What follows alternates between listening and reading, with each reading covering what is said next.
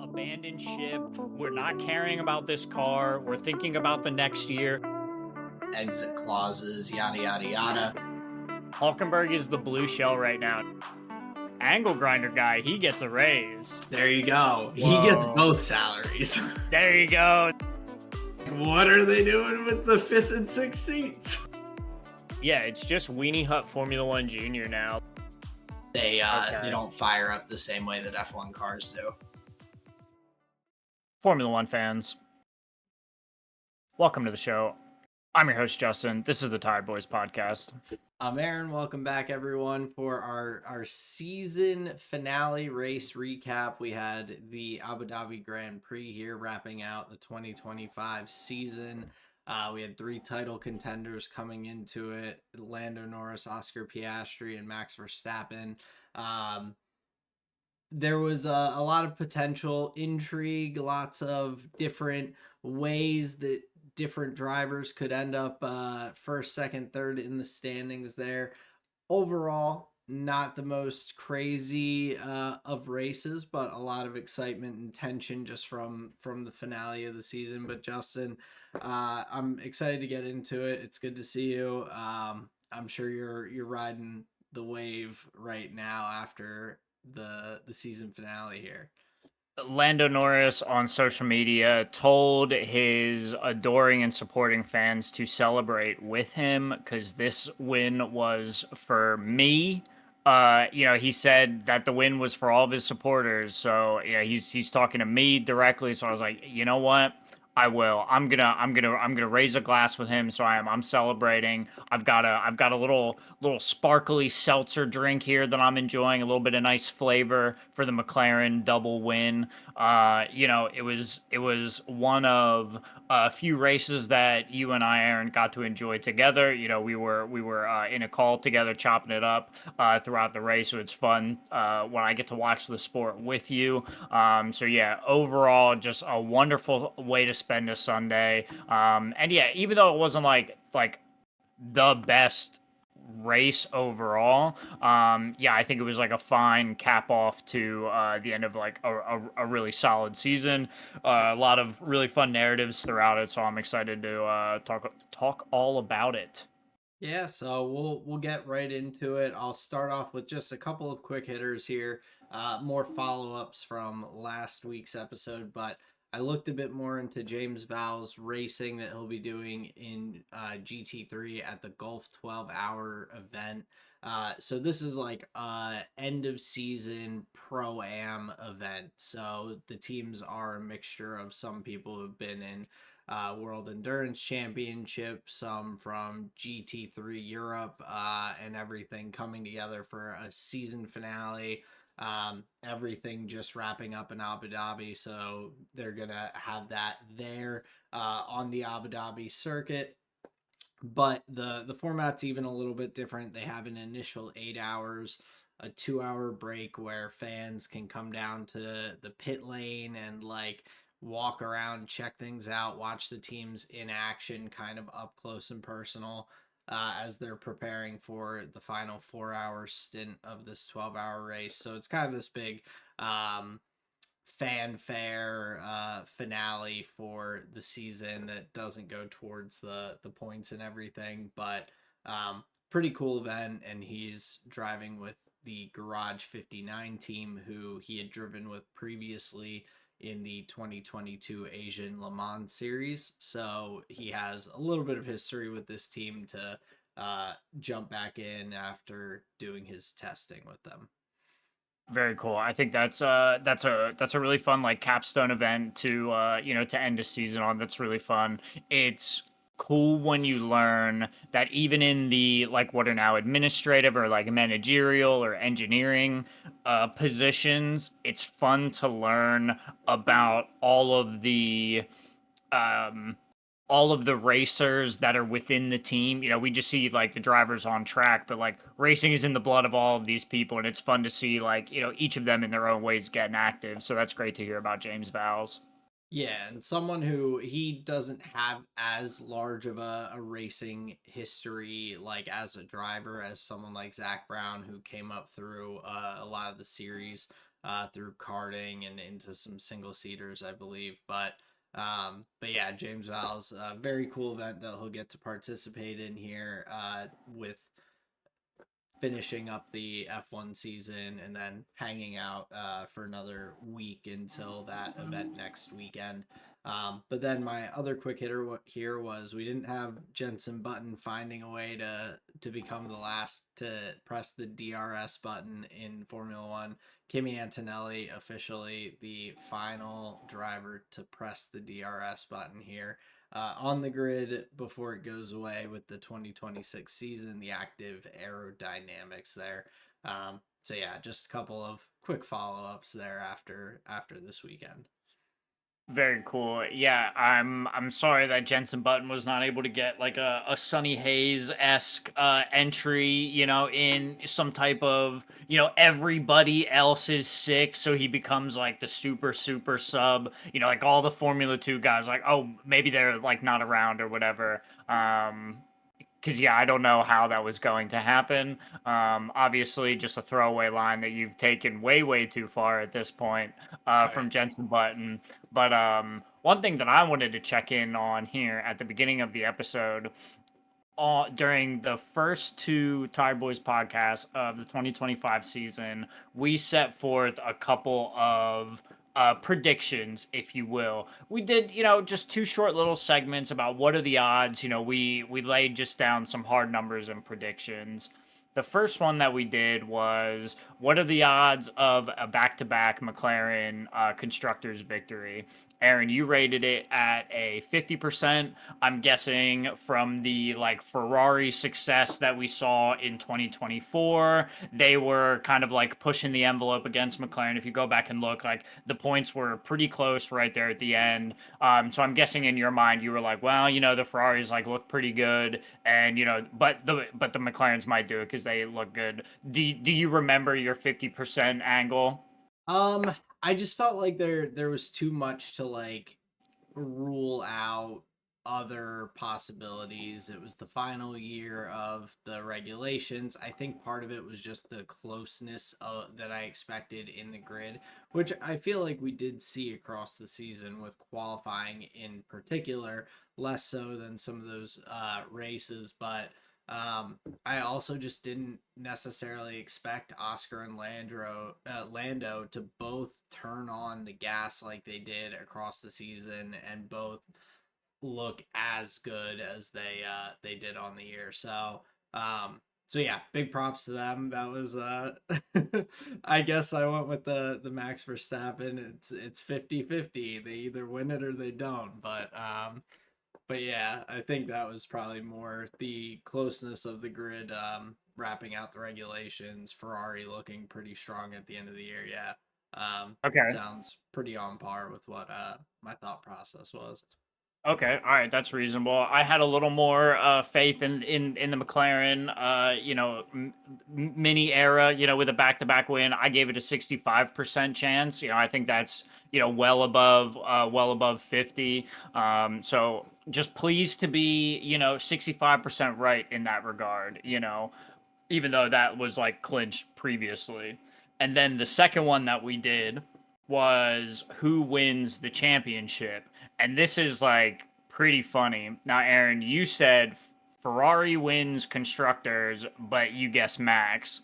And then I guess McLaren wins constructors, but I guess Lewis would win the Mm. drivers' championship, which like could not have been farther off. Like I would love to pretend that I was like, oh, I'm just going with the like whatever. But like, oh, in my heart, it was like always Lando. No, I have a feeling I was like pretty high on the like Lewis to Ferrari move. Um, so yeah, Yeah, that's one that I'm like way wrong on. Thoughts on this? yeah. I mean, their trajectory, like Ferrari's at the end of last year, and kind of what we anticipated. I think from preseason testing and all too potentially like looked like they were going to be a bit more competitive. Lewis, where like once he gets his head wrapped around this car and how to drive it, he's going to be cruising. Didn't think he'd be cruising in like 15th place, but um but yeah, I think we both had higher expectations of that. I think we both also knew that the Red Bull team was most likely going to be a one car esque kind of team again, so not including them in the constructors predictions. But yeah, uh, definitely a fun one to look back on.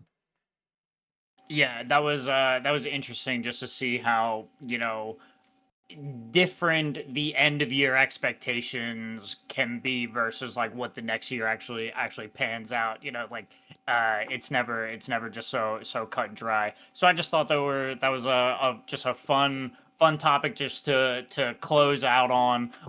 Bring that one full circle. Just open up our these were predictions we set in stone. So I thought it was fun to close that out.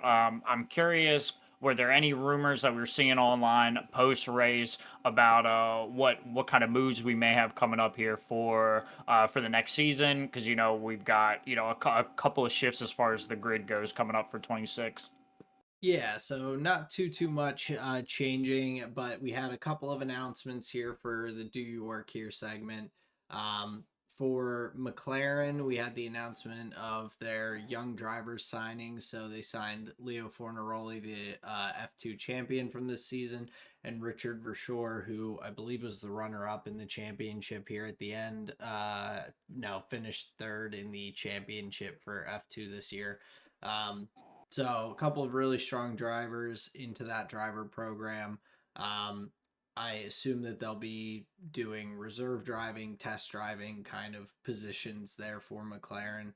Um, but exciting to see them get that opportunity to come into the fold, and maybe get that opportunity from being around the grid, making connections, and see what opportunities are out there for them down the line. Then the Red Bull and V Carb announcement was officially made. So, unfortunately, Yuki is out, and will be the Red Bull reserve and test driver. We have the Red Bull lineup of Max Verstappen and Isak Hadjar, and then the V Carb lineup of Liam Lawson and Arvid Lindblad.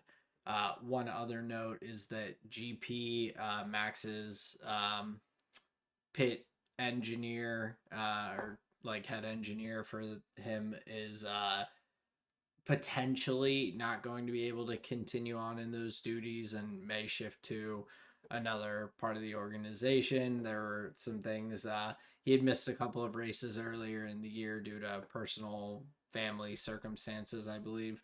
And so those same things may potentially lead to him not being able to perform those duties for Max next year. And if that's the case, I feel for whoever has to hop into that seat to be on the radio with Max. It's gonna be an adjustment for everyone, I'm sure. But we'll see how that pans out. But just a little extra bit of Red Bull news.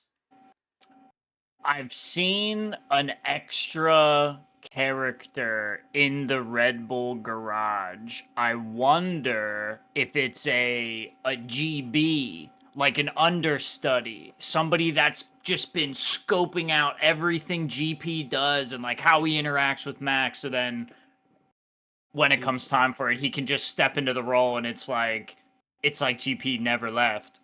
Well, I guess the couple races that GP was out, he had someone fill in obviously those races. So I would imagine that whoever that is going to yeah, be that understudy sliding into the main role there if that's the case. But um it'll I think that I saw like GP head and hands at the end of the race and everything, just like upset that they didn't quite get there. And I would imagine if that news is like something legitimate, that was probably part of it too, thinking, oh man, this might be the last time I'm up here on the pit wall, like with during the Damn. race and all.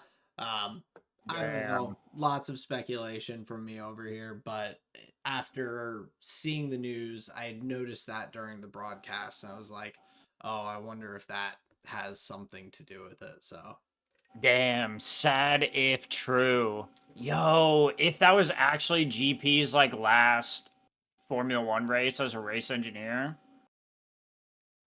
That would be, Damn. I That's mean, actually like crazy. That's like, man, thinking of like Max without GP is like having a hot dog with mustard but not ketchup. well, I'm thinking about how Lewis was going to be without Bono, and we saw how that went. I've been talking about it all year. Yeah. So we'll Jeez, man.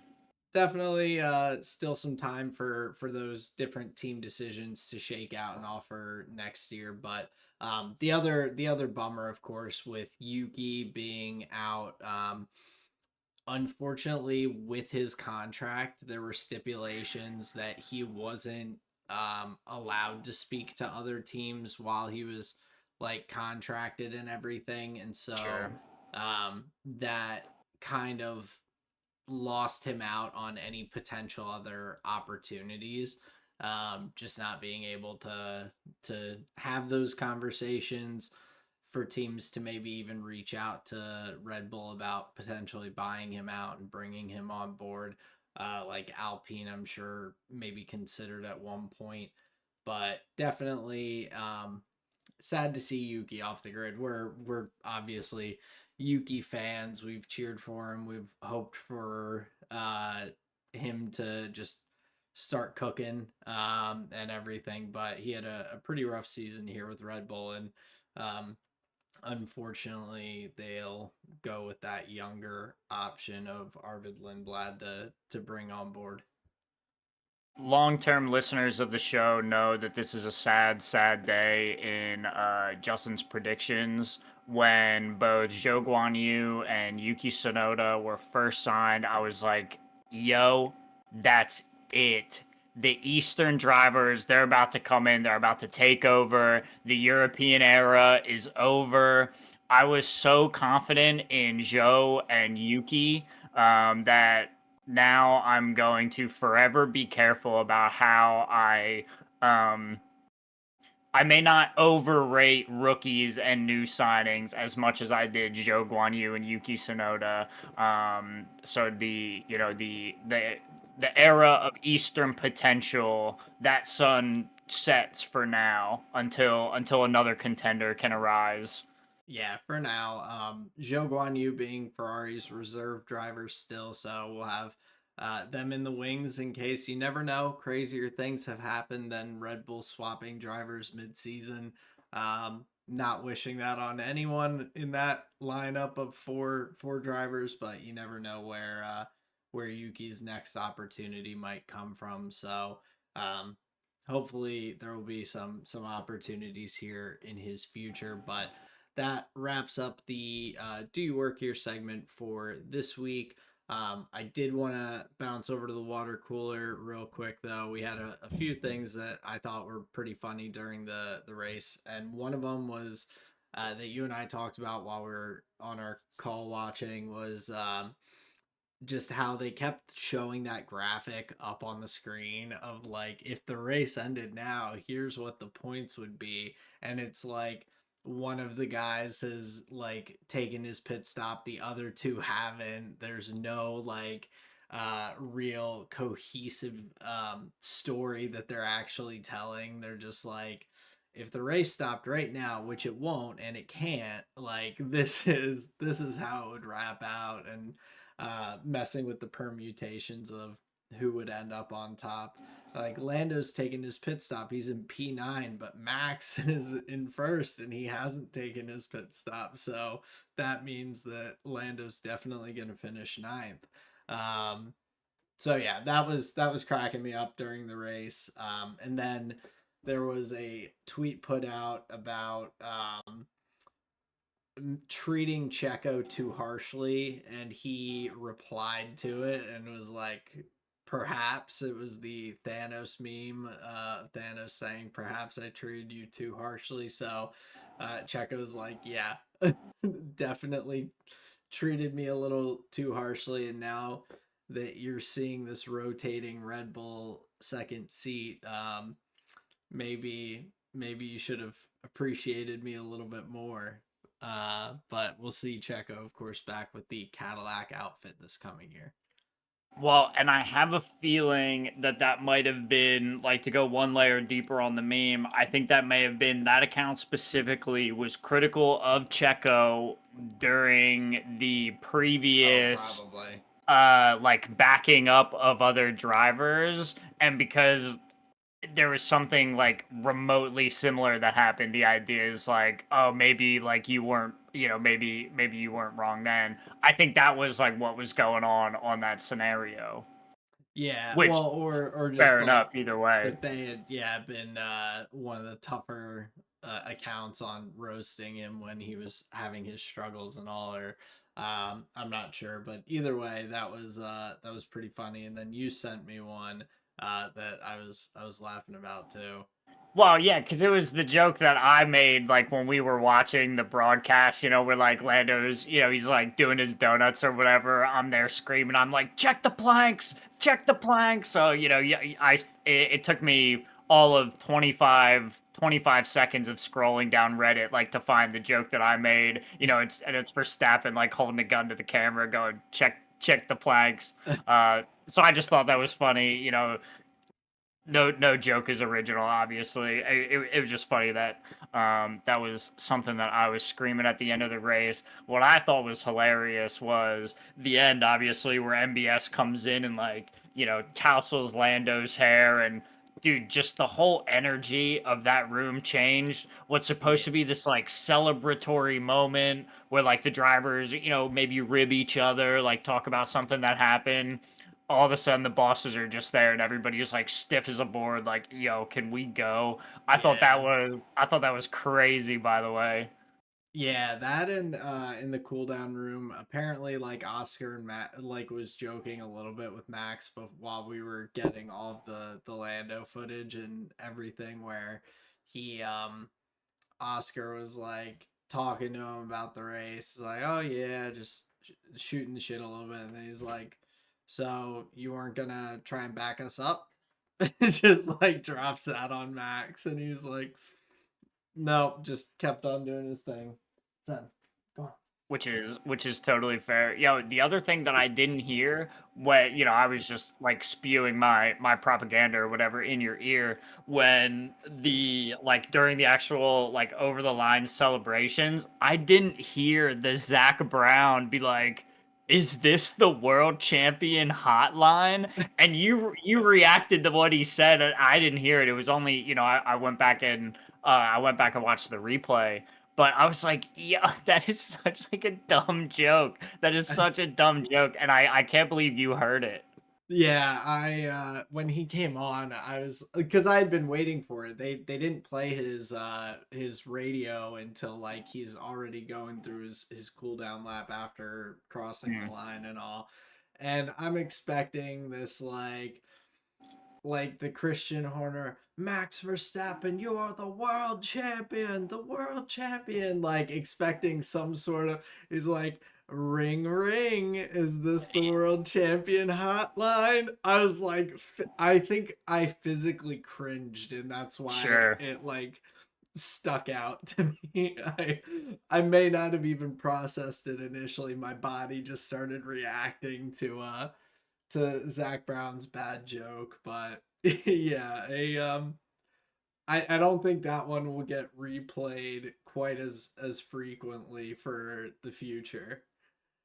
No, but that was a pretty funny one, because yeah, that if he could do that one over, I think he definitely would. So yeah, just some funny scenes to talk about, from the kind of post race shenanigans and conversation. Those were just some of the favorite kind of highlight moments.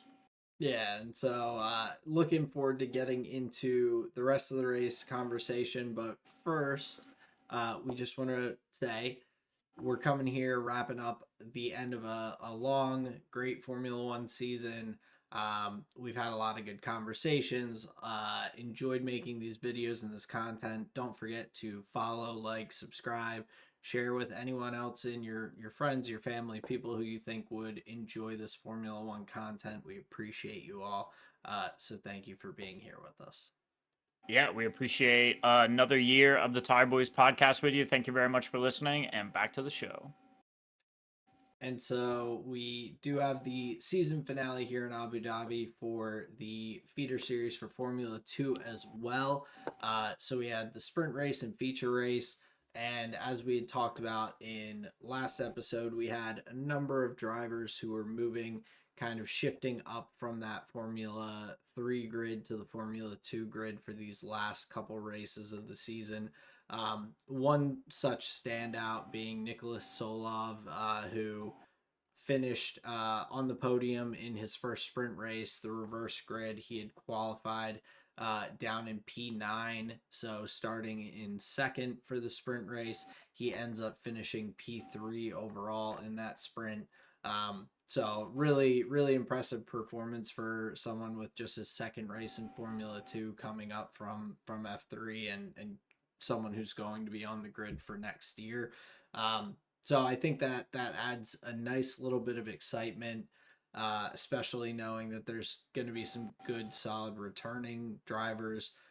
Joshua Dirksen, I believe, Jack Crawford and Luke Browning will still be on the grid next year as well. So there's plenty of good drivers and good talent that we'll get to see racing in Formula 2 again next year. But big standout with Solov's podium for this sprint race.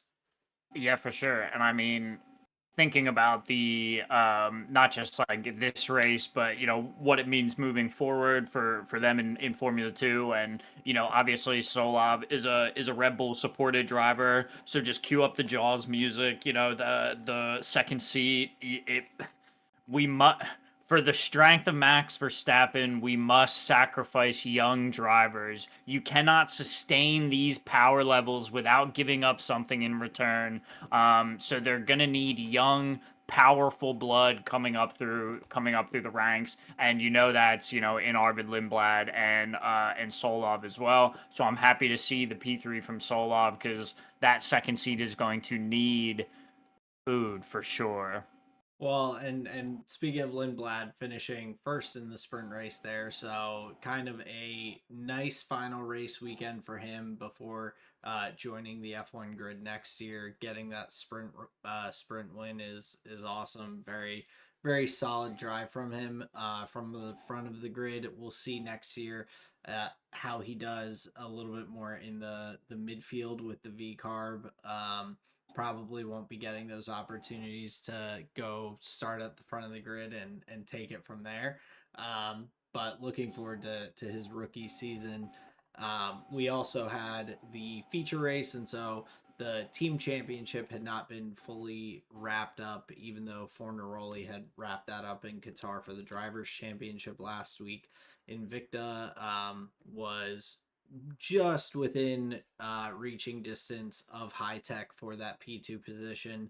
But Roman Stanek puts it on pole position from qualifying and then goes and drives a really solid race, finishing P2 on the podium after just an unfortunate safety car timing that kind of caught him and the team out and gave that good pit opportunity to Dirksen to take the lead.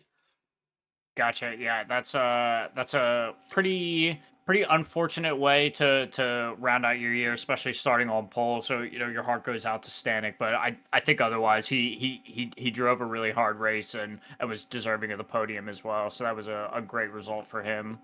Yeah, really, really solid overall, and he had a pretty good year as well.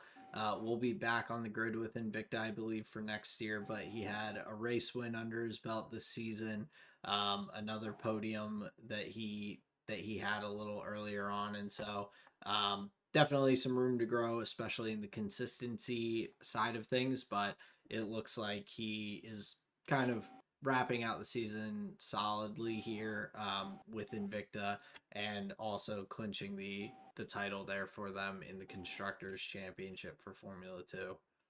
Very cool. Yeah, the one driver, just like kind of talking about the feeder series, some up and comers. The one driver, and I know we've talked about, that I'm really excited for. I'm hoping that he is able to link up with a good team moving forward, get some good leadership kind of on board, kind of on his side. I'm really looking forward to Rafa Kamara.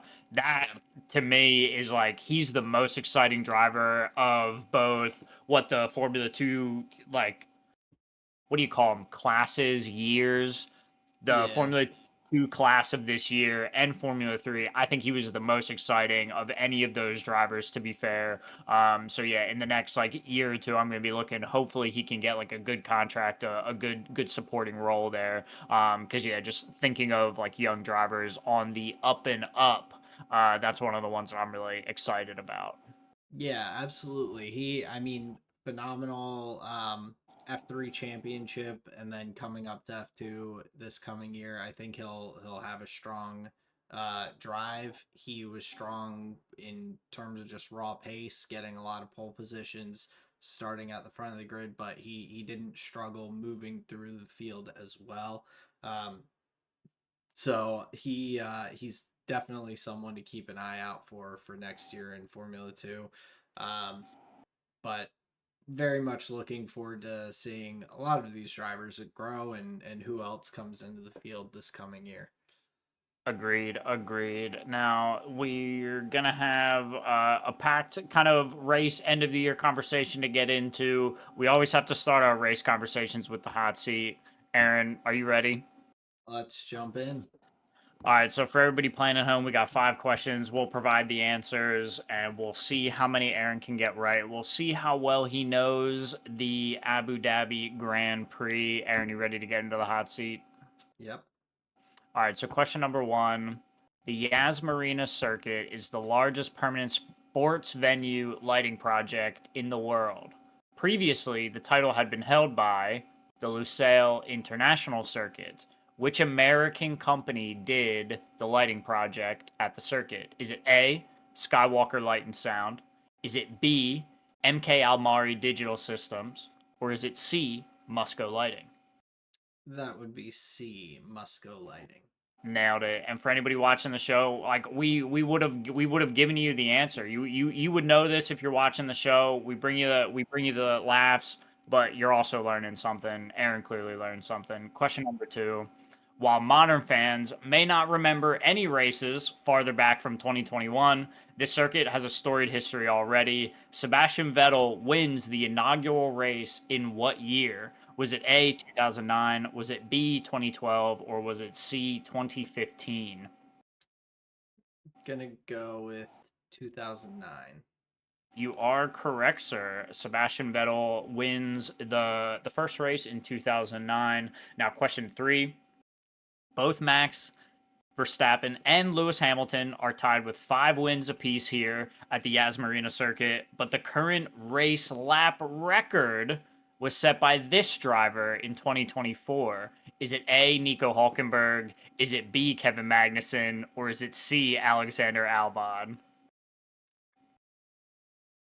Whoa.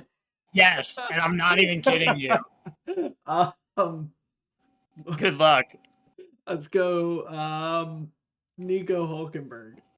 Uh, your gut was right with like I know it was a Haas, but it was Kevin Magnussen. The correct answer is B. It's K That's Mag. insane. I knew you'd get a kick out of that one. That made me laugh. All right. Question number four. Race lap records are for chumps. Lewis Hamilton achieved the ever elusive Grand Chelem here at the circuit, qualifying on pole, leading every lap and winning the race. What year was this? Was it 2016, 2019, or 2021? Ooh, I will say 2016. I believe you are correct, sir. All right. Question number five. The race podiums and wins keep on coming for Lando Norris. Can you name a circuit he has 2 wins on? Oh, one of the more impressive things for him is that he has won at so many different circuits across the grid. I am gonna go with hmm, I'll go with Qatar, I think. Here's a trick question, sir. He has never won at the same circuit twice. Oh, okay. I was on the And right with that, track. All sir, right. and with that, sir, with Max Verstappen being deposed, it's gonna be Lando Norris facts moving Well, forward. I Wouldn't that be a treat? I'm sorry I hey, had to trick you for question 5, but sir, you were incorrect. that's okay. Because it's funny, I happen to, and to lead into the race recap part of the episode here, I have some Lando facts for you.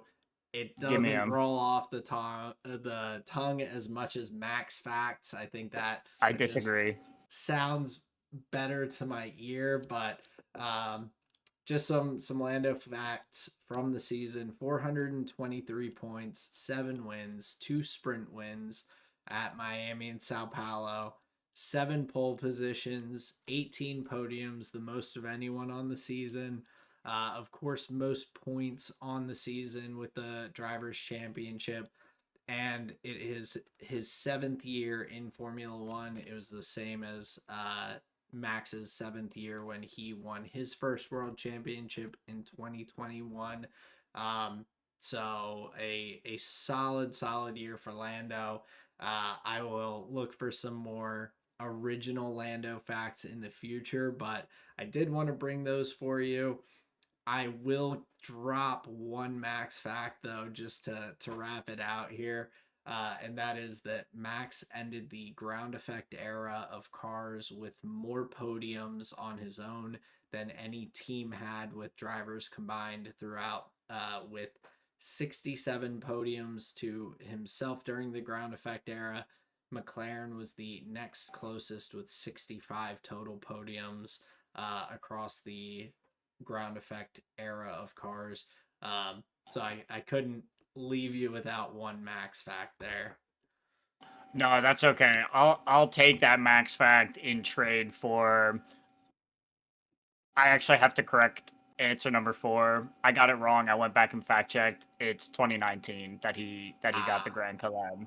2016 obviously is the Nico Rosberg year, but 2019 I was Lewis thinking Hamilton that gets the. he was just ahead of Rosberg, and that's why he ended up being able to try and back him up and everything at the end of the season. But all right, 2019. So I'm I've such a got troll. some. I apologize. It's okay. I've got some learning to do for next year, um but yeah, did want to start off with this conversation and everything, and just ask you, how do you feel, what, like, seeing Lando win the constructors championship in back-to-back years, really great performance from the other McLaren driver, Oscar Piastri, on the season. Just like, where's your head at?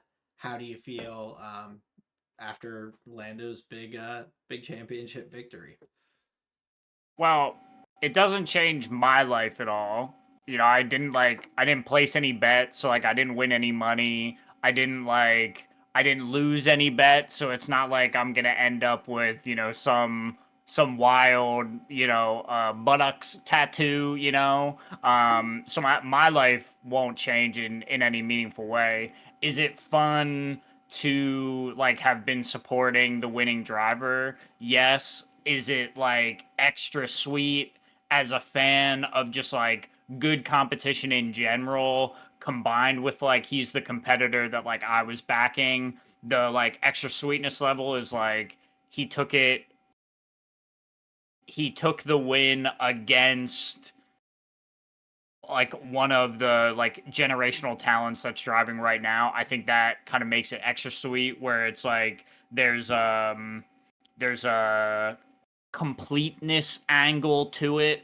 I think if there are individuals, in my mind, they'd be like chopping it up in the barbershop about like, oh, who do you got? Who do you got? Like, oh, what do you think about this win? Like strength of schedule, context, like who was in the year, what was the car, like those types of conversations. I think that'll look very favorably on Lando's win. Mm. Because like it is one against one of the best doing it right now, and like one of the best that will have ever done it, based on, how many max facts have you given me over the years? It's nauseating how good this guy is, right? So yeah, it is like extra sweet for it to be against Max, but I mean, yeah, it doesn't change my life, but like, yeah, I am like really happy for Lando.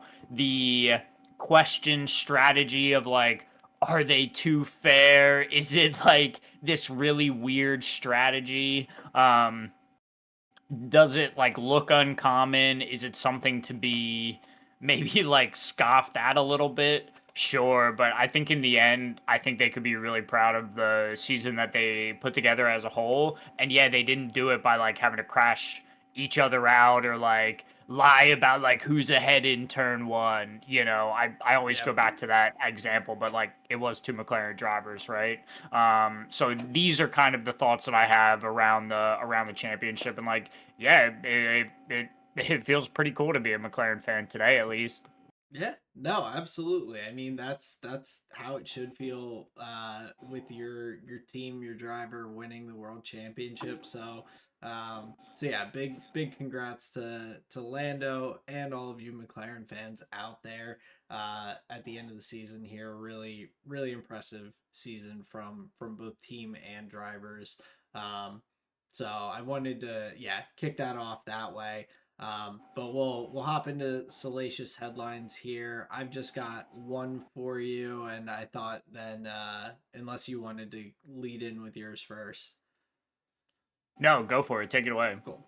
So for my salacious headline, I had the end of season penalty quota that the stewards must have been trying to meet here on the last race of the season. They're out there like a cop at the end of the month trying to write as many speeding tickets as they can as people are just trying to head on their way to work. We had just a That number of joke for all our penalties. commuters out there, uh, but lots of penalties, lots of investigations throughout the race. Was kind of the only tension that we really were waiting to see what happened with. Sonoda, Stroll, and Behrman all got penalties for changing directions multiple times on the straights. Alex Albon had a speeding in the pit lane penalty. Pierre Gasly had a penalty for exceeding track limits. We saw Lewis Hamilton get a black and white flag for track limits. Uh, we had Lando Norris under investigation potentially for going off track and gaining an advantage. And so I wanted to kind of bring that all in and open the conversation a little bit about the potential penalty for Lando. I know in my personal opinion, like, and looking at it, you and I were talking during the race, and I understand why they made the decision that they did from the stewarding room. I feel like I look at this and Lando potentially getting a 5-second penalty in the middle of the race, battling a driver who's not even in the same race as him and everything. Um, it's like the end of a NBA finals game. There's a little gray area. Things are coming down to the wire, and the ref's in a position where there's like a light foul probably on someone as they're going to the basket, and they just don't call it because they're letting it play a little looser. They're letting the players on the field decide what happens in the grand scheme of things. And I think that in this situation, like whether they could have called it a penalty for Lando going off track. Would that 5 seconds have actually changed anything in the results of this? Probably not. And so I think they looked at it and said, "Hey, we're gonna like let the boys play." I don't think that's typical or typically the way that I would want stewarding to be done, but I understand them not wanting to be in a position where they feel like they are potentially deciding that Lando is not going to win the championship because of a small incident with a driver that's not even in the competition at the top three. Like I just think that is overall the call I'd prefer in this instance, which I'm sure sounds a little bizarre because I'm such a stickler about like these are the rules, you follow them, you take what you get. Um, but I think in this instance, the no call is probably the right call to not adversely affect the race for something minor. During the race, the clip before you get the replay, the clip of just like the main broadcast where they're showing Lando like approaching Yuki. They tell Yuki like in a lap he'll be on you, and then like almost the next frame you just see Lando just like swinging around Yuki, and you know the commentator just like whoa, like the overtake, and it's like wait, he was like off track. So like from that angle, it it doesn't look great for Lando.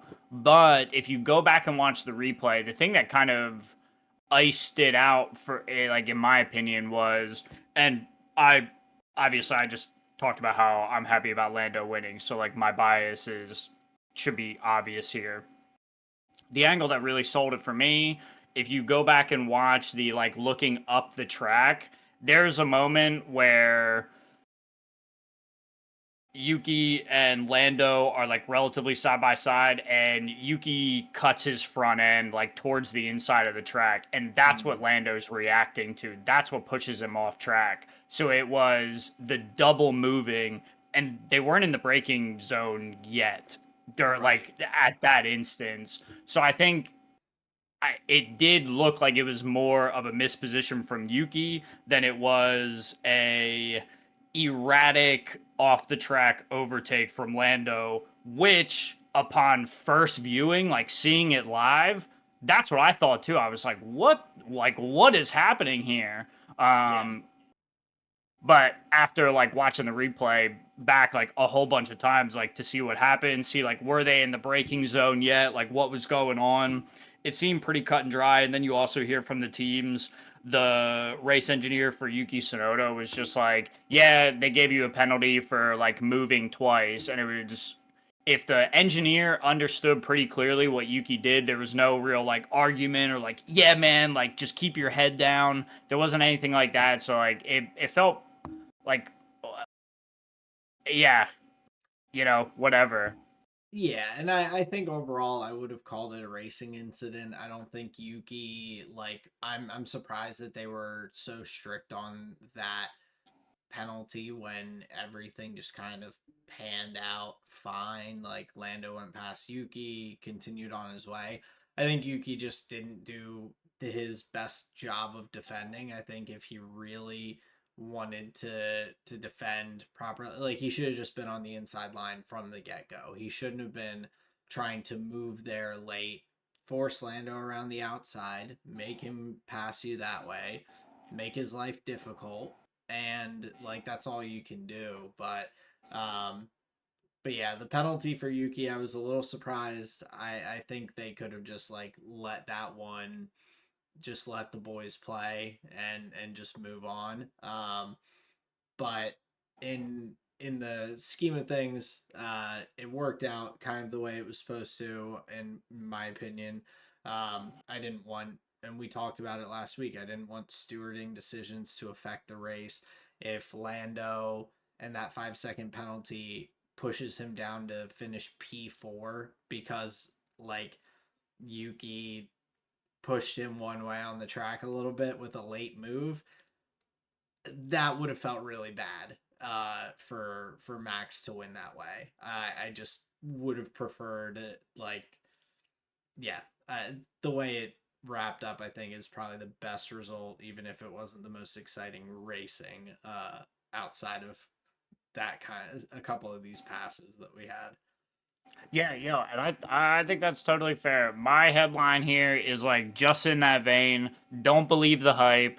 is the headline. The story around the race that would decide the title was very more interested, like very much more interesting than the race itself. Having, like the three contenders over the year, the like Max, like hunting for the, biggest deficit, just like there was so many exciting things going into the race.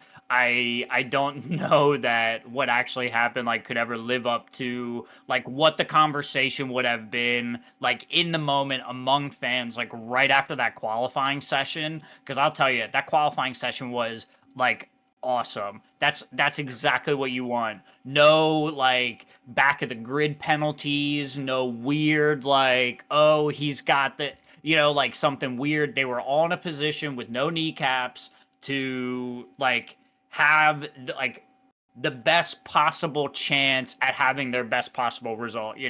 So I thought like in that regard, like going into that Sunday morning was like just peak feel.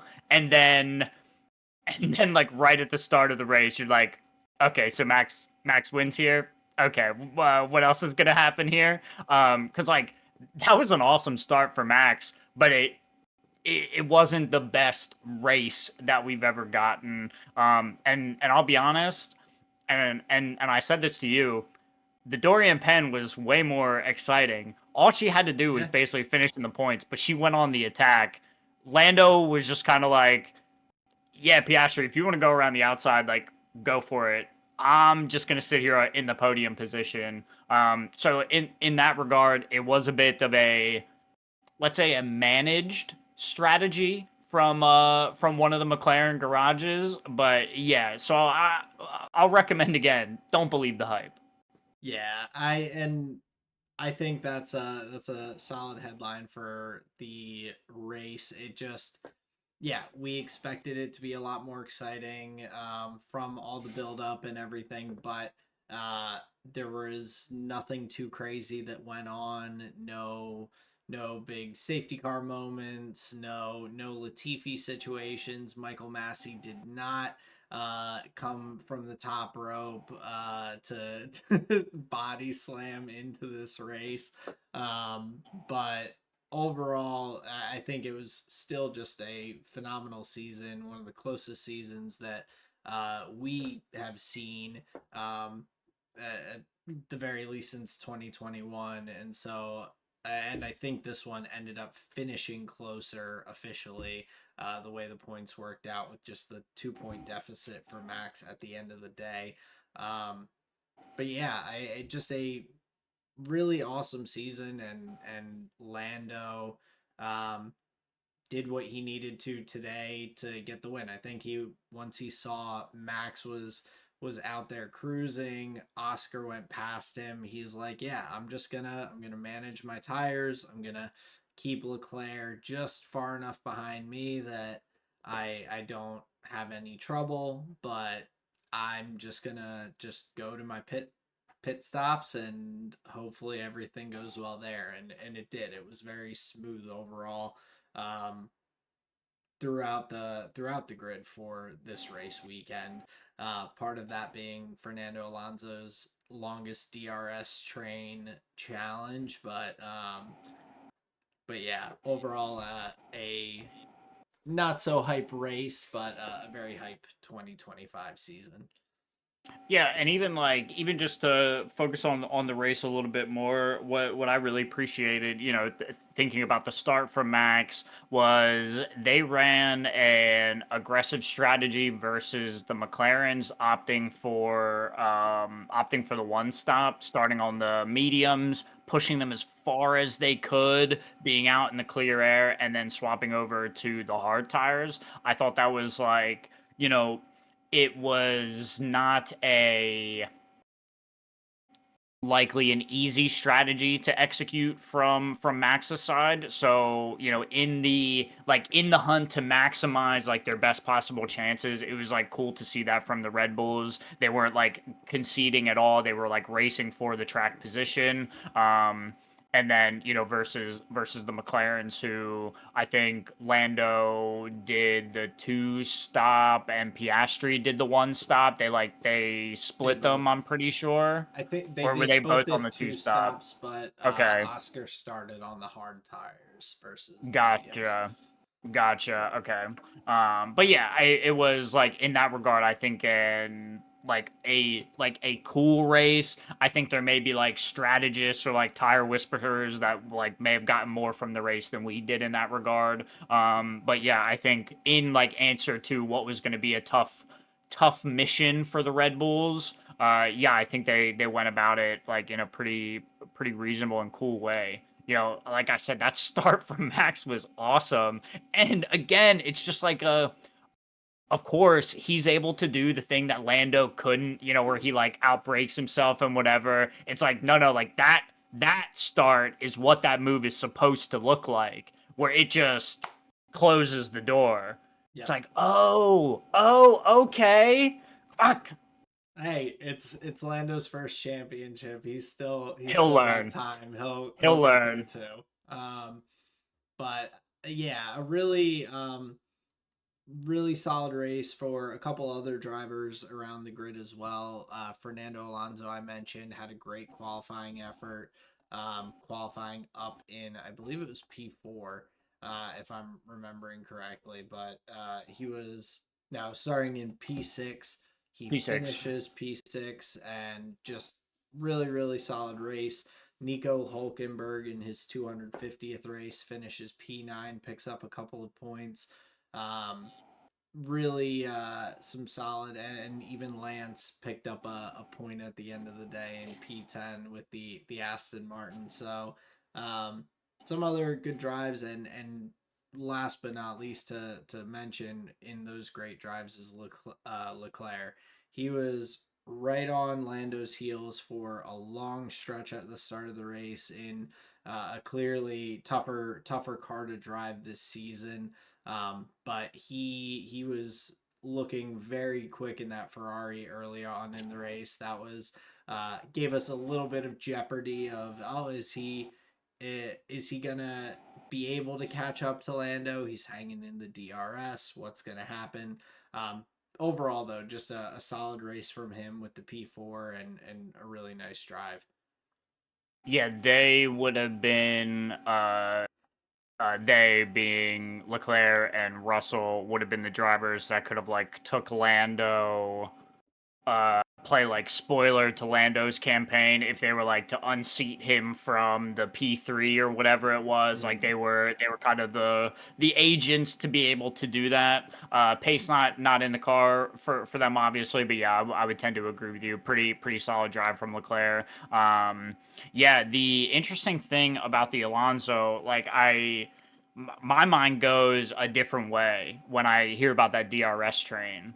It's like I want to think that this is like a cool circuit to end on, but it's so it's a circuit of two racetracks where like sector 1 it's like really high speed and it's like other circuit, it's similar to like a Monza, but then the like middle sector under the hotel, it's this really like slow and medium speed that is like really like driver, the driver can find a lot of time. So in that regard, it's like it's a circuit with two different halves, and I think because of that slow sector 2 into 3 is what allows for those long DRS trains and these like defensive drives, because you can just like rock and roll under the hotel, and then you get to the straight, so you can just take off, like na, and then just like rock and roll under the hotel, be like, oh man, I'm so sluggish, bro, and then just you know Yeah, and it's unfortunate. I saw someone's opinion online was like, how how can we get Brazil to be the season finale again, because seeing these bro. Abu Dhabi races, and I think if I heard the stat right, it was like the last 11 winner, or including today, like the last 11 race winners, I think went from pole, or at least were leading after the first lap. There was Hmm. no change from that. That point to the end. Here and there mixed in. Obviously, 2021 was had some swaps of lead throughout the race, but No, my, um, no, no. but for a circuit that, yeah, passing is a struggle at, it is kind of a tough one to have the season finale, even though you do get a lot of that exciting fanfare and some of the really cool views around the circuit. The racing has not always been the most phenomenal here. Yeah, so I think Alonso playing to the strengths of the circuit knows what's possible. If you can qualify really well, you know, you'll likely not have those positions taken unless, you know, unforced errors or something interesting happens. So yeah, just a bit of a different angle. I did find, you know, obviously Alonso is a showman. He understands the circus that he is involved in, mentioning all the televisions at all the turns. Like he knows where all of them are. He's like, yo, you know, I'll be watching the race. Like it's gonna be a good show for us.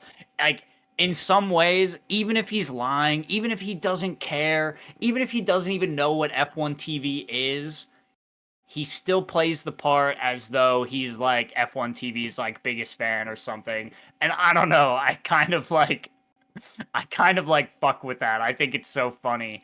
Like for example, one of the great in-game leaders, his name's Kerrigan. He's like a showman, like 100%.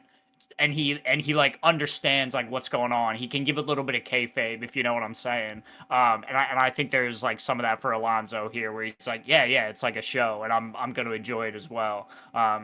So that's what I appreciate from a drive like this.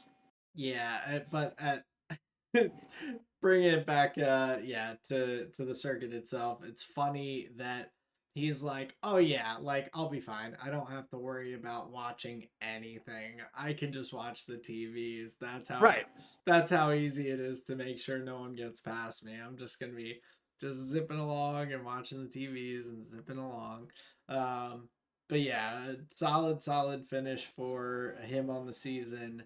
um Out qualifies his teammate 24-0 in uh, the third time that he has done that in his career, of 100-0 in qualifying against his teammate. Max, similarly, outside of the sprint race, had the same with Yuki Tsunoda. Um, but Fernando is the only person who had done that twice in a career, and now he has done it a third time. So he's extended out that record a little bit further. Um, I don't know. You could say that that's more on his teammate than It it is is. on him. But when you're Historians, facing Lance Stroll, you can't put the blame on him.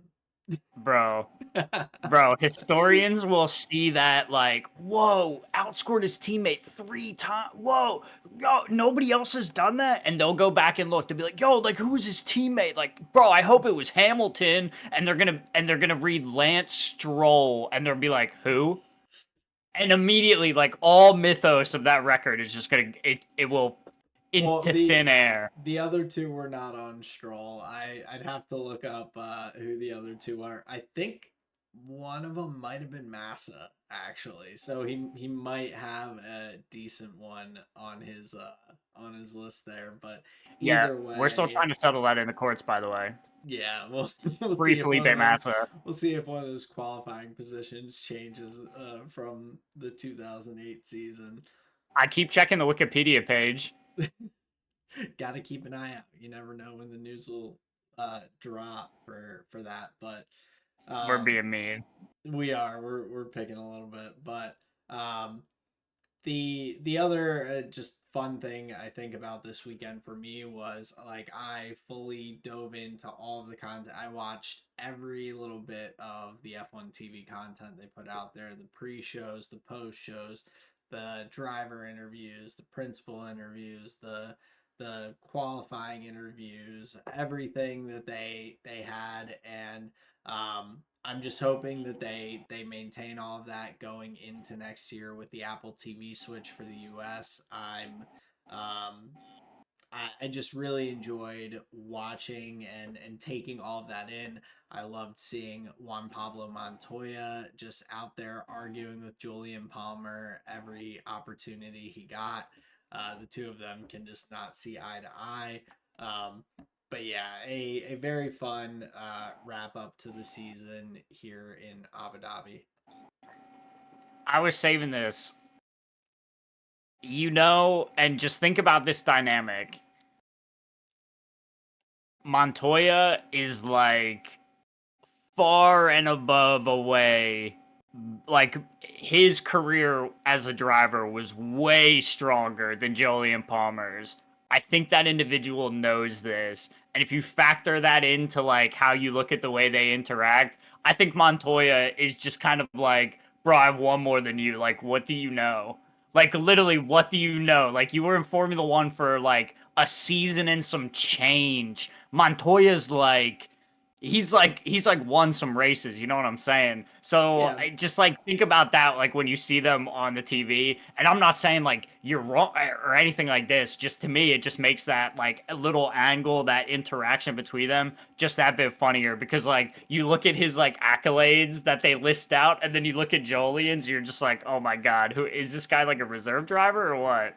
yeah, but I mean, I saw someone do that about Karun Chandok too on Okay, like on Twitter, that he was basically like vouching for McLaren with their strategy in Qatar, and being like, they really should, like, not every single team should have Pitt under that safety car. There should have been some midfield teams that tried to stay out and get track position and everything, sure. and do something a little different, that were towards the back of the grid.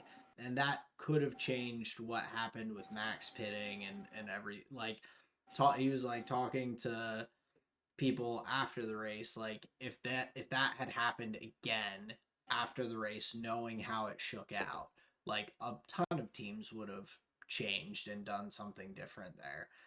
Sure, like yeah, okay, I gotcha. Yeah, and so Damon Hill came back to him on Twitter a little bit and was like a little terse with him, and someone was like, "Who are you, Karoon, for your F1 career is anything to look at?" Who he drove for, I believe it was HRT at that time, and Okay.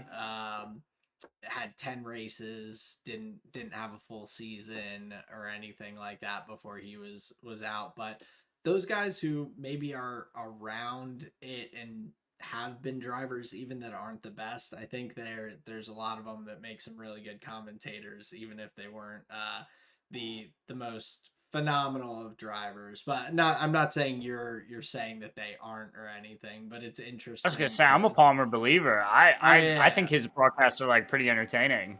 Oh, 100%. I really enjoy them.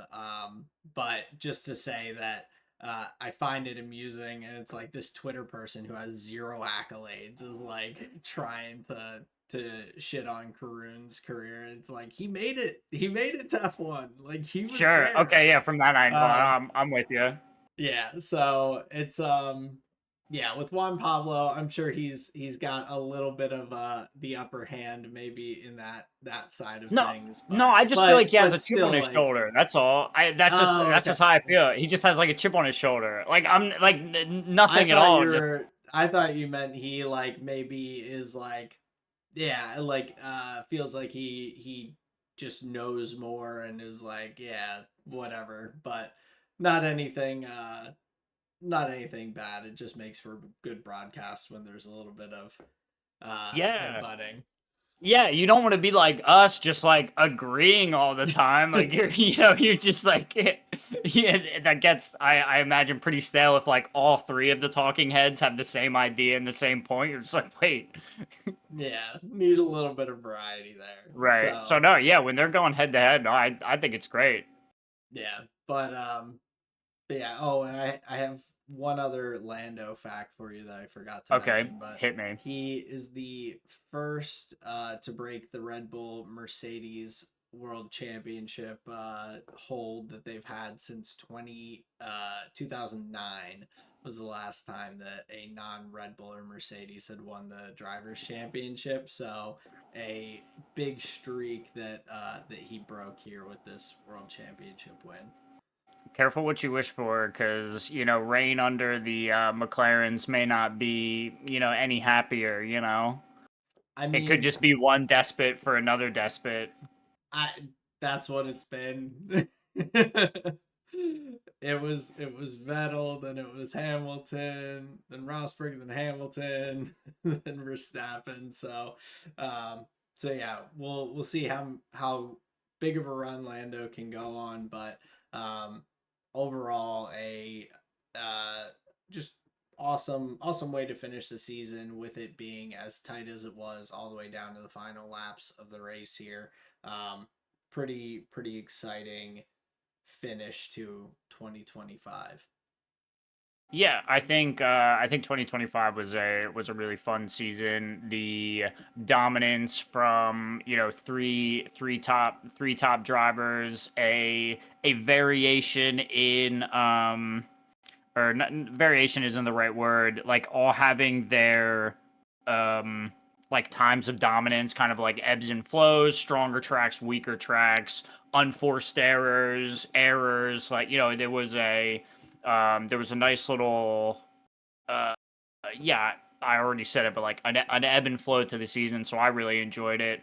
The Tire Boys podcast is looking forward to doing like an end of year 2025 wrap. So like we'll get into more of those details. For example, more of a farewell to Sauber. We can talk a little bit about them. Talk about the Alpine changing power units. We talked about it earlier in the year, but they'll be moving to Mercedes for 2026. So this was like the final race for Renault Power in Formula One, who, as you know, used to have a Formula One team, used to power Red Bull until they went with Honda. So a pretty significant engine manufacturer that'll be leaving. Cadillac, Audi, all conversations going into next year. We'll explore some of that on our final 2025 episode in a couple of weeks. But yeah, overall, I think just to wrap out the conversation for the race, it was another Abu Dhabi finale.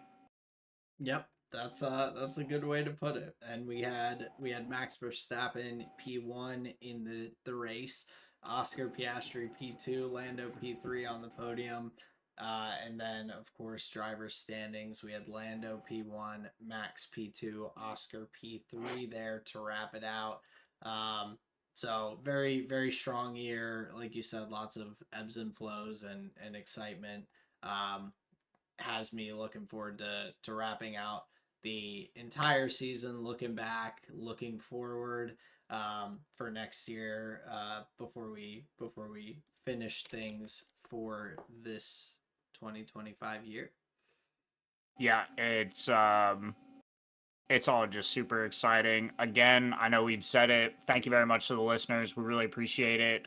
You have made 2025 the best year of the Tire Boys podcast. So thank you very much. This has been our year of the greatest growth, most successful episodes, and most like listener interactions. So just want to say thank you to everybody getting live out there for the Tire Boys podcast. We really appreciate you, and we hope to see you in 2025. We're going to end the episode as we always do. We're going to get you people out of here. First, we're going to go on a cool down lap here.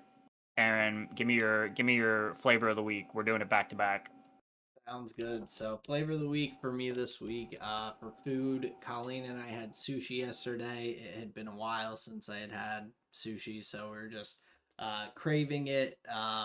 And went out, got some good rolls from a local place.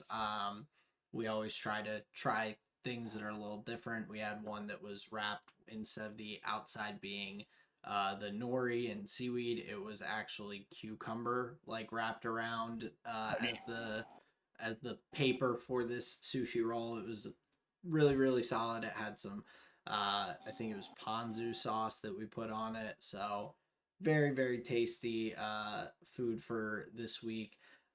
For music, Spotify Wrap dropped. So any of you Spotify listeners, I'm sure you saw all of your Wrapped and how many minutes you listened to and all of that stuff. It was fun looking back. Kendrick Lamar was my top artist of the year. Not overly shocked there. I was surprised though to see that my top genre had shifted over to some EDM that I've been listening a bit more, and especially with like running and all. Um, so that was interesting, kind of seeing without realizing across the year. And then my visual medium, Colleen and I have to jump back into it, but we've been watching Task on HBO, an FBI task force kind of drama show that HBO put out. It's very dark. It's pretty tense, so I struggle to like binge things like that get me just really like tensed up. But overall, very very good show. Mark Ruffalo is the one primary lead in it. So very very good one. I'm looking forward to seeing how it ends. Very cool. Yeah, that's interesting.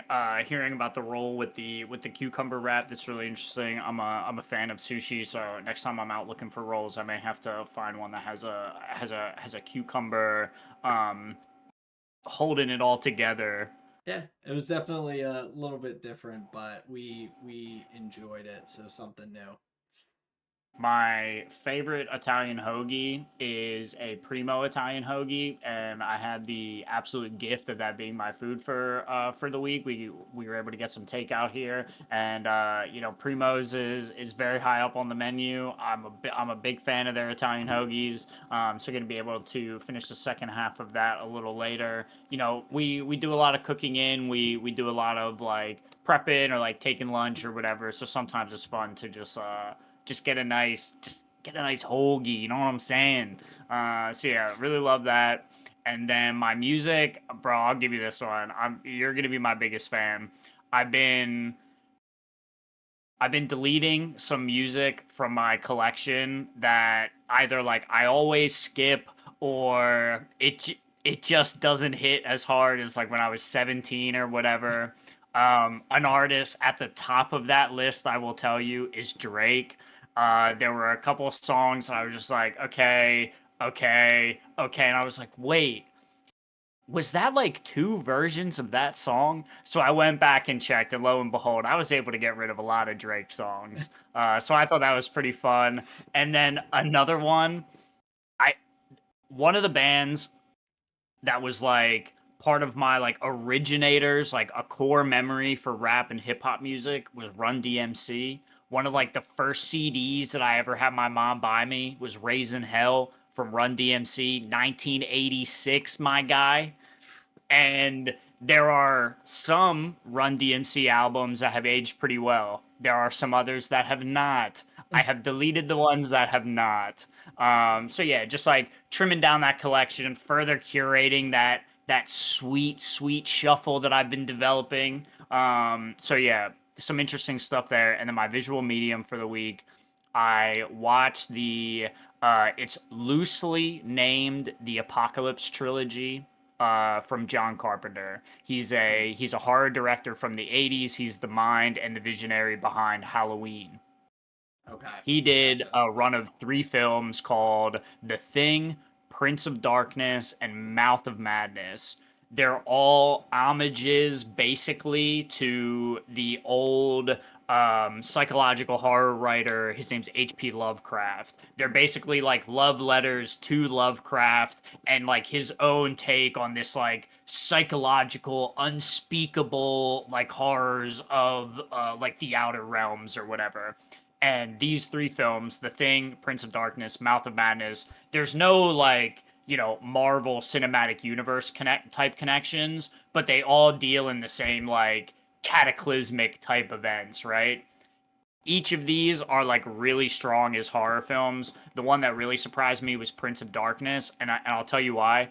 So John Carpenter, he's a master of the practical special effects. Like he really makes you believe like what you're seeing on screen just by like having a really keen eye for detail and like willing to spare no sweat expense like to get the shot that he wants. So what he'll do is he'll let your imagination run wild. He'll just give you like a taste of what he wants you to see, and he'll just let your mind just do the rest. It's very similar to like how they do with Darth Vader in the original films. They put him on screen for a very very short time, but he feels larger than life, and that's what John Carpenter can really do. And the Prince of Darkness like really surprised me in that regard. So I think if you're like a fan of horror movies or want to enjoy some more like um just like really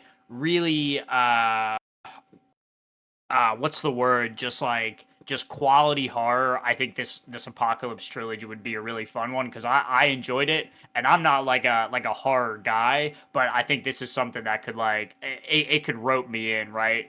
So yeah, Prince of Darkness and these John Carpenter films were my visual medium for the week, and they were like really fun. Nice. That's pretty cool.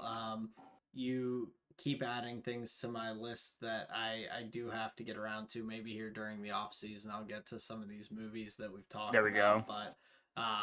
But yeah, definitely happy to hear you like weeding out some not so suitable music for what you're looking to listen to and everything.